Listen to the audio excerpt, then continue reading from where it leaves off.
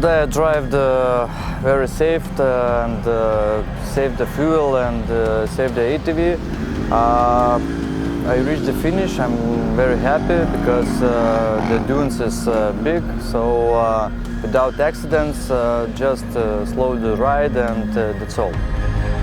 So today was a really nice stage, but not even stage, but the weather was amazing. It's not hot, even a little bit rain we get, so nothing overheated, not engine, not fuel, not belt.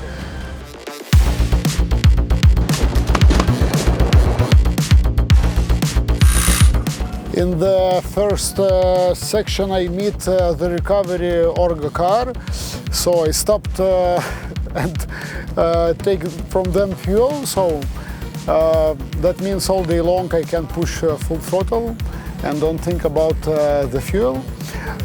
So lost about 4 minutes to stop, help one biker, he crashed, and to refuel in the stage.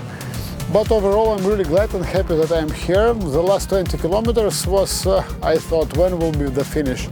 It's a long day, 6 hours on the ATV.